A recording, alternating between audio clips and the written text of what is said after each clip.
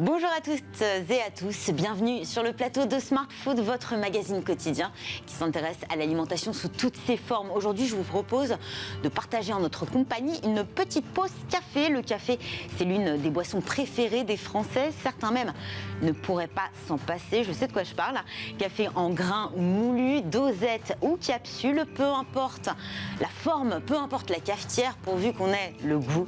Et ce n'est pas mon invité, j'en suis sûre, qui nous dira le contraire. Bonjour Anne Caron. Bonjour. Vous êtes torréfactrice, présidente de la maison Caron. Vous avez été sacrée meilleure torréfactrice de France en 2017. Vous étiez la première femme distinguée en France. Vous avez en fait repris la brûlerie de votre père, me semble-t-il. Vous êtes aux commandes depuis 2005. Et puis vous avez sorti ce livre, très beau livre, Cafégraphie, comprendre le café en 100 dessins et schémas, un livre paru aux éditions Hachette Pratique. Alors c'est vrai, je le disais, vous poursuivez l'œuvre de votre père, vous perpétuez un certain savoir-faire. Le café, vous êtes tombée dedans toute petite. Oui, je suis tombée dedans vraiment petite et c'est une passion qui ne peut que se transmettre parce qu'une fois qu'on a mis le pied dans le café, une fois qu'on découvre cet univers et qu'on voit ce qui se passe au-delà de la tasse, c'est passionnant. Comment vous êtes devenue, comment on devient torréfacteur, torréfactrice ? Eh bien, comme la plupart des gens, c'est en mimant en fait. Mon père était torréfacteur, j'ai regardé comment il faisait et un jour, je lui ai rien dit. Et avant qu'il arrive au travail, j'avais pris les commandes et j'avais commencé ma première broche. Et c'est à partir de ce moment-là que j'ai trouvé passionnant de pouvoir transformer un produit. On transforme du café vert en café torréfié et par cette cuisson se crée l'alchimie du goût. Alors comment on fait concrètement et à quoi ça sert cette torréfaction ? Alors, le métier, c'est plusieurs choses. C'est déjà sélectionner les meilleurs cafés parce qu'il faut savoir qu'une grande partie du métier se passe dans les pays producteurs. Donc vous allez dans les plantations ? Régulièrement dans les plantations parce que 80% du métier, le café à la base, c'est une cerise. Une cerise qui contient 2 grains de café vert. Et seules les meilleures cerises vont donner les meilleurs grains de café vert. Et moi, mon métier, c'est de sélectionner ces meilleurs grains de café vert. Et après, de les cuire. C'est incroyable de savoir à l'avance, avant même de torréfier, oui, qu'est-ce qui donnera un bon café ? En fait, avant même de torréfier, oui, mais c'est en allant dans les plantations qu'on voit comment le café est travaillé. Les cafés que je travaille, ça représente les meilleurs cafés du monde. Ce n'est que 2 à 3% des cafés qui sont importés en France. Donc c'est la crème de la... C'est ce qu'on appelle les cafés dits de qualité, de spécialité. De spécialité. De qualité, vous voyez, comme quoi. De spécialité, donc de qualité. Et en fait, on a, en tant que torréfacteur, une véritable pression. En fait, on représente toute la filière, toutes ces petites mains, puisque c'est un métier de savoir-faire, de la cueillette à la transformation de la cerise jusqu'au grain de café vert. Et nous, à partir de ce potentiel, parce qu'on sait que ce café a un potentiel, on doit le sublimer lors de la cuisson. Et la torréfaction, c'est une cuisson. Quels sont vos critères au moment du choix ? Vous basez sur quoi ? Plusieurs choses, en fait. Plusieurs choses. C'est déjà, on est dans un métier où on va mettre en avant les terroirs, les pays. Chaque pays, chaque terroir, chaque variété de café va donner un goût particulier. L'association, c'est l'association de tout qui va donner ce potentiel de goût. Et on sait qu'il y a des marqueurs en fonction des terroirs et des pays. On va aller chercher un goût de tomate sur du Kenya, un goût de fleur de jasmin sur un mocha d'Éthiopie, un goût de noisette sur du Brésil. Donc tout ça, tous ces terroirs, on va les explorer et on va les mettre dans une tasse. On parle aussi d'assemblage, de blend. Oui, on peut associer différents, des cafés provenant de régions différentes. On peut faire plusieurs choses. On peut se focaliser sur une origine et un terroir et on peut aussi chercher à assembler ces différents terroirs pour donner un goût particulier, un peu comme un maître-chai qui associe des goûts pour donner une signature. Et moi, c'est ce que j'adore faire, c'est assembler les cafés pour créer un assemblage. Il y a des liens aussi très forts. On en parlait hier avec le fromage, avec l'œnologie. Bien sûr, on est sur cette notion de terroir. Quand on déguste du café, on déguste un peu le café comme un grand vin. On commence par le regarder la couleur, regarder la clarté. On commence à identifier le corps. Après, on sent. Et on a tous ces arômes qui remontent dans la cavité nasale. Et après, on déguste. On teste l'équilibre, la sensation en bouche, l'arrière-bouche.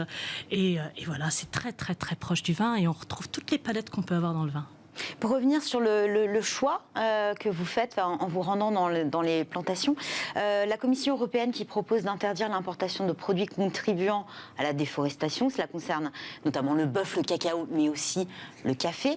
Est-ce que la responsabilité environnementale intervient dans vos critères de sélection ? C'est extrêmement important et ce pour plusieurs raisons. Il faut savoir qu'à l'état naturel, le caféier qui porte ses cerises de café, c'est un arbuste qui pousse dans les forêts. Donc la meilleure façon d'avoir ces meilleures cerises qui vont donner des bons cafés, c'est de respecter son environnement naturel. Donc les meilleures plantations de café poussent dans la forêt ou sous ombrage, c'est-à-dire qu'on plante les caféiers et on plante des grands arbres pour apporter de l'ombre. Ça a pour effet de ralentir la maturation de la cerise et d'avoir des très bons cafés. Et on les ramasse à la main? On les ramasse, des bons cafés, on doit sélectionner les meilleures cerises, donc on les ramasse à la main. Ça demande aussi une expertise, j'imagine, sur place. Exactement. Il faut une expertise pour cueillir sur une branche. Vous avez différents degrés de maturité. Il faut cueillir les cerises parfaitement mûres. Pas trop, pas assez. Qu'est-ce qui fait finalement un bon café? Est-ce que c'est uniquement ce produit, le café, peu importe la forme sous laquelle on achète? Est-ce que c'est un lien avec la cafetière? Est-ce que c'est un lien avec notre mode de préparation?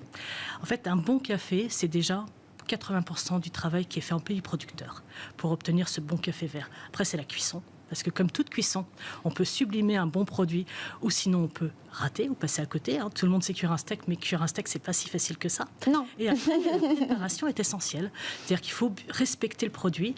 C'est une bonne eau, l'eau à bonne température, la bonne quantité d'eau et de café. Et puis après, il faut que l'infusion se fasse. Et pour ça, il faut la bonne mouture de café, le bon temps de contact de l'eau avec la mouture. En fait, il faut vraiment respecter les notices, tout simplement. Vous parliez des particularités de la cuisson. J'ai vu que vous étiez titulaire d'un DESS de technologie appliquée à la transformation du végétal. Tout à fait. C'est ça qui vous aide aussi à la maîtrise parfaite de cette cuisson? Alors, en fait, ces études scientifique, puisque je suis de backup scientifique, ça m'a permis de comprendre ce qui se passait dans le grain. Et les recherches ont beaucoup avancé sur ce qui se passait dans le grain lors de la cuisson depuis une dizaine d'années. Donc ce que j'avais appris de façon complètement empirique, maintenant je sais ce qui se passe et effectivement ça m'a facilité cette compréhension et puis ça m'a facilité le fait de l'expliquer dans mon livre en fait. Les Français, on le sait, sont des grands consommateurs de café, cela depuis de nombreuses années. Selon une étude YouGov dévoilée fin 2021, il y a très peu de temps, près de 7 Français sur 10 sont des consommateurs dits réguliers. 55% des consommateurs en boivent plusieurs fois par jour à domicile. Est-ce que la consommation de café a évolué ces derniers mois? Est-ce que la crise a joué? Est-ce qu'on en consomme plus? Je pense qu'on en consomme de mieux en mieux. Les gens s'intéressent. C'est important ça. Voilà, donc on a sur une premiumisation, j'imagine, de l'offre et on cherche à boire mieux. Tout à fait. En fait, on s'aperçoit, moi j'essaie de donner le meilleur dans ce monde du café depuis plusieurs années et je m'aperçois que plus on avance et surtout ces 2 dernières années avec la pandémie, plus les gens s'intéressent aux produits et veulent savoir ce qui se passe derrière la tasse. Donc on a une premiumisation, les gens s'intéressent au café, au bon café et la différence de coût entre un excellent café et un café de basse qualité n'est pas si énorme que ça quand on considère tout le travail qu'il y a derrière. En parlant de mauvaise qualité, je pense au café qu'on peut boire au distributeur. Je parlais de post-café un peu plus tôt. Pourquoi on le trouve? Je ne sais pas s'il l'est réellement, mais pourquoi il n'est pas si bon? En fait, tout dépend du café que vous mettez dedans. Une machine où il y a un bon café. Oui, c'est pas l'extraction finalement de mélange eau. Enfin, je ne sais pas comment ça se passe et je n'ai pas les bons termes, mais. Non, ça dépend du café, de la façon dont la machine est réglée. Vous pouvez avoir un excellent café dans un distributeur si vous avez un bon café, que la machine est bien réglée, bien entretenue et un filtre pour filtrer l'eau pour pas que votre eau ait un goût de Il faut le changer, non, ce filtre aussi? Oui, bien sûr, c'est mieux. C'est mieux. On pense café, on pense capsule, on pense Nespresso forcément. En quoi la capsule a révolutionné notre consommation de café en France?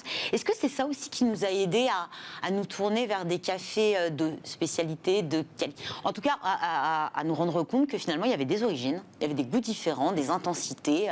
On est devenu un petit peu plus, vous parliez de mieux en mieux. Est-ce que finalement la capsule a aidé? En fait, c'est un industriel qui a permis de replacer le café à sa juste valeur en le positionnant comme un produit de luxe.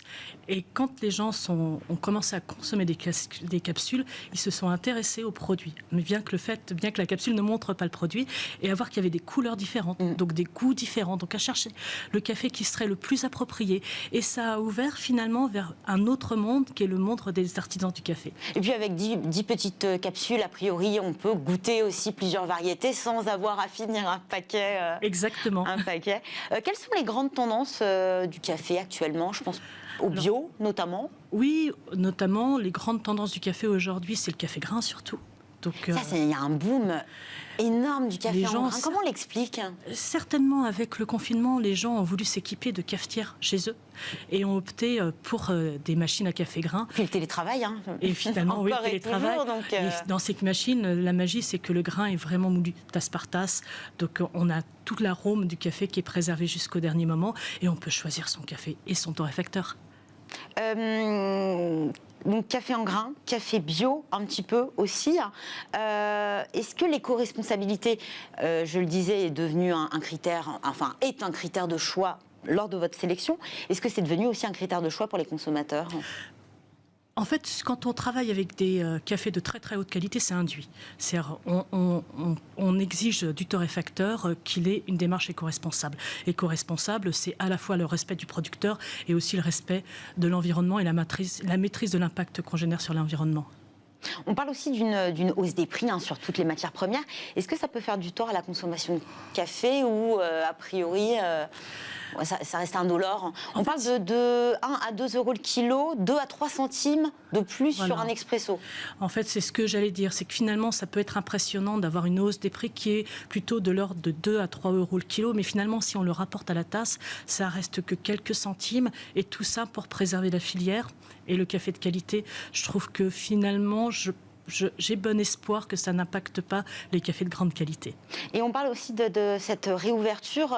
Il suffit même de lire la presse quotidienne régionale. Des brûleries rouvrent même leurs portes. C'est un bon signe, ça? C'est un très bon signe. Ça veut dire que les gens s'intéressent au café. C'est-à-dire qu'il y a une demande. Et il y a des gens qui rentrent dans cette profession et puis qui découvrent cette passion, la passion du métier de torréfacteur. Et plus on ira vers cette qualité, plus on va encourager la filière des bons cafés. C'est aussi un retour aux traditions, au goût. Il y a un peu ce côté presque vintage, j'ai envie de dire, mais de faire soi-même, de voir et de contribuer à la préparation de quelque chose. C'est l'antithèse de la dosette. Exactement, exactement. C'est pouvoir maîtriser le produit et choisir vraiment ce qu'il y a dans le produit, dans la tasse finale. Un grand merci à vous, Anne Caron. Je rappelle que vous êtes torréfactrice, présidente de la brûlerie Caron. On peut vous retrouver, je crois que votre brûlerie est aux portes de Paris. La brûlerie, l'atelier de torréfaction est à Saclay et notre boutique est rue Notre-Dame de Nazareth dans Paris. Dans le Marais. Et puis ce livre aussi, un café graphique, comprendre le café en 100 dessins et schémas, paru aux éditions Hachette. Merci beaucoup, Anne Caron. C'est la fin de cette émission. Merci à tous de nous avoir suivis. Merci à toute l'équipe qui m'a accompagnée aujourd'hui et toute cette semaine d'ailleurs. Je vous donne rendez-vous lundi pour un nouveau numéro de Smart Food. Nouveau menu, nouveaux invités. Passez un excellent week-end sur Bismart. À lundi.